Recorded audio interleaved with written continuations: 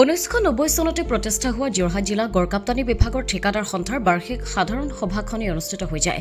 যোৰহাট জিলা গড়কাপ্তানী ঠিকাদাৰ সন্থা মুখ্য কাৰ্যালয় অনুষ্ঠিত হোৱা স্বীকৃতিপ্ৰাপ্ত সন্থাৰ সাধাৰণ সভাখনিত বিশিষ্ট অতিথি হিচাপে উপস্থিত থাকে বিশিষ্ট সমাজকৰ্মী বিপুল হাজৰিকা, যোৰহাট জিলা ঠিকাদাৰ সন্থাৰ প্ৰাক্তন সম্পাদক তথা পৌৰ সদস্য ৰঞ্জিত শইকীয়া, বিভাগীয় বিষয়া, ঠিকাদাৰসকল উপস্থিত থাকে।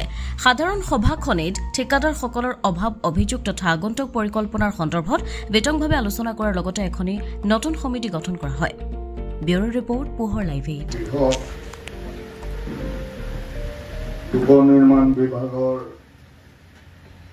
আমাৰ ঠিকাদাৰ সন্থাৰ সাধাৰণ সভাৰ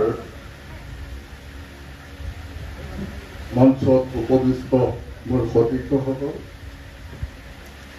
আৰু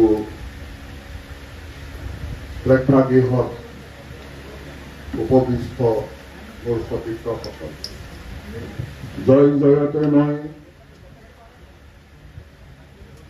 আপোনালোকক সকলোকে অসম জলসম্পদ বিভাগৰ সভাপতি আছিলোঁ। তেতিয়া এইটো ক'বলৈ নাপায়, বহুত চৰকাৰৰ নিয়ম, যিটো নিয়ম চৰকাৰৰ নিজে বনাইছে ঠিকাদাৰৰ বিপৰীতে, তেনেকুৱা নিয়মো আমি আঁতৰাই দিছিলোঁ।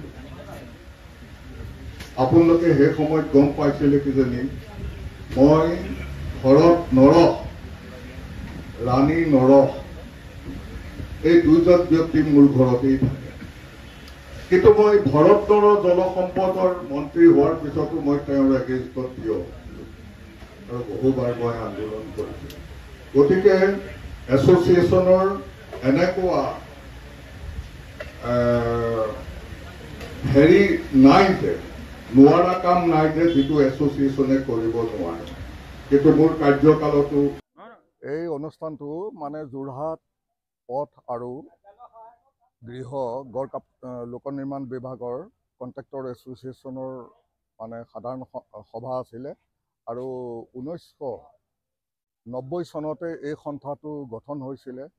বহু জ্যেষ্ঠ শ্ৰেষ্ঠ মানে ঠিকাদাৰসকলৰ দ্বাৰা এই অনুষ্ঠানটো গঢ় লৈ উঠিছিলে আৰু এই অনুষ্ঠানটো আজি আহি এই পৰ্যায় পালেহি আৰু আজি সাধাৰণ সভা আছিলে। এই সাধাৰণ সভাত নতুন সমিতি গঠন হ'ল।